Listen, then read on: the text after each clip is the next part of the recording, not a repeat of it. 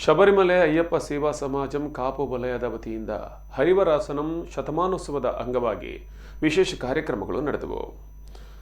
ಶಬರಿಮಲೆ ಅಯ್ಯಪ್ಪ ಸೇವಾ ಸಮಾಜಂ ಇದರ ಕಾಪು ವಲಯದ ವತಿಯಿಂದ ಕಾಪು ಶ್ರೀ ಲಕ್ಷ್ಮೀ ಜನಾರ್ದನ ಸಭಾಭವನದಲ್ಲಿ ಆಯೋಜಿಸಲಾಗಿದ್ದ ಹರಿವರಾಸನಂ ಶತಮಾನೋತ್ಸವ ಸಂಭ್ರಮ ಮತ್ತು ಹರಿಹರಾತ್ಮಜ ಅಷ್ಟಕಂ ಸ್ಪರ್ಧಾ ವಿಜೇತರಿಗೆ ಬಹುಮಾನ ವಿತರಣೆ ಸಮಾರಂಭವನ್ನು ಜ್ಯೋತಿಷ ವಿದ್ವಾನ್ ಪ್ರಕಾಶ್ ಅಮ್ಮಣ್ಣಯ್ಯ ಉದ್ಘಾಟಿಸಿದರು. ಧಾರ್ಮಿಕ ಉಪನ್ಯಾಸ ನೀಡಿದ ವಾಗ್ಮಿ ಶ್ರೀಕಾಂತ್ ಶೆಟ್ಟಿ ಮಾತನಾಡಿ, ಶಬರಿಮಲೆ ಅಯ್ಯಪ್ಪ ಸ್ವಾಮಿಯ ಸನ್ನಿಧಿಯು ಎಲ್ಲ ವರ್ಗದ ಜನರ ಒಂದೆಡೆ ಸೇರಿಸುವ ಮಹಾನ್ ಸಾನ್ನಿಧ್ಯವಾಗಿದೆ.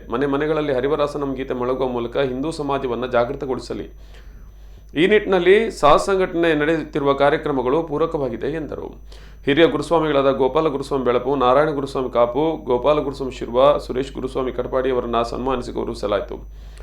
ಕಾಪೋಲಯ ಅಧ್ಯಕ್ಷ ರಘುರಾಮ್ ಶೆಟ್ಟಿ ಸಮಾರಂಭದ ಅಧ್ಯಕ್ಷತೆ ವಹಿಸಿದರು. ಈ ಸಂದರ್ಭದಲ್ಲಿ ಕಾಪು ಶಾಸಕ ಲಾಲಾಜಿ ಮೆಂಡನ್, ಸಮಾಜ ಸೇವಕ ಸುರೇಶ್ ಶೆಟ್ಟಿ ಗುರುಮೆ ಸೇರಿದಂತೆ ಅನೇಕರು ಉಪಸ್ಥಿತರಿದ್ದರು.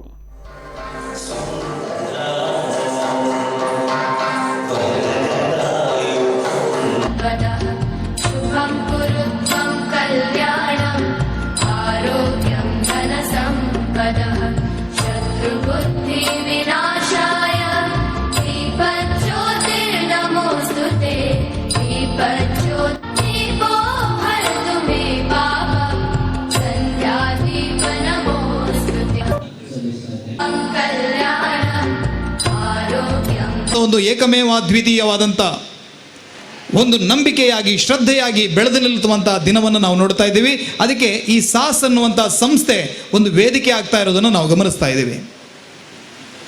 ಮನೆಗಳಲ್ಲಿ ಆ ಅಯ್ಯಪ್ಪನ ಉಪಾಸನೆ ನಡೀಬೇಕು.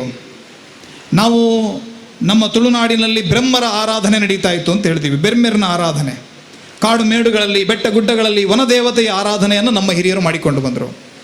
ಅದೇ ರೀತಿಯಾದಂಥ ಒಂದು ವನದೇವತೆಯ ಆರಾಧನೆ ಆ ಶಬರಿಮಲೆಯಲ್ಲಿ ನಡೀತಾ ಇರುವಂಥ ಆರಾಧನೆ. ಆತನ ಎಡಬಲಗಳಲ್ಲಿ ನೋಡಿದರೆ ಪ್ರಾಣಿಗಳು, ಪಕ್ಷಿಗಳು, ಅವನು ಆ ಪೇಟಂ ತುಳ್ಳಾಲ್ ಅಂತ ಹೇಳ್ತಾರೆ, ಒಂದು ಬೇಟೆಯ ಆಚರಣೆ ಅಲ್ಲಿದೆ. ನಮ್ಮ ಇಲ್ಲಿ ಸಂಕ್ರಮಣಕ್ಕೆ ದೈವಗಳಿಗೆ ವಿಶೇಷವಾಗಿ ಪೂಜೆಗಳು ನಡೆಯುತ್ತೆ, ಅಲ್ಲಿ ಕೂಡ ಸಂಕ್ರಮಣಕ್ಕೆ ವಿಶೇಷ ಪೂಜೆಗಳು ನಡೆಯುತ್ತೆ. ನಮ್ಮ ಇಲ್ಲಿ ಕೂಡ ಯಾವುದೋ ಗುತ್ತಿನ ಮನೆಯಿಂದ ಭಂಡಾರಗಳು ಹೊರಟು ಹೋಗಿ ದೈವಗಳ ಜಾತ್ರೆ ನಡೆಯೋದು, ಅಲ್ಲೂ ಕೂಡ ಅದೇ ರೀತಿ ಪಂದಳದ ಅರಮನೆಯಿಂದ ಆಭರಣಗಳು ಹೋಗಿ ಅಲ್ಲಿ ಜಾತ್ರೆಗಳನ್ನು ಮಾಡುವಂಥದ್ದು. ಈ ರೀತಿಯಾಗಿ ಅನೇಕ ಪರಂಪರೆಗಳನ್ನು ನಾವು ಗಮನಿಸಿದ್ರೆ ನಮ್ಮ ದೈವಾರಾಧನೆ ದೇವತಾರಾಧನೆಗೂ ಅಲ್ಲಿ ನಡೀತಾ ಇರುವಂಥ ಆರಾಧನೆಗೂ ಒಂದು ಸಾಮ್ಯತೆಯನ್ನು ನಾವು ಕಾಣಬಹುದು.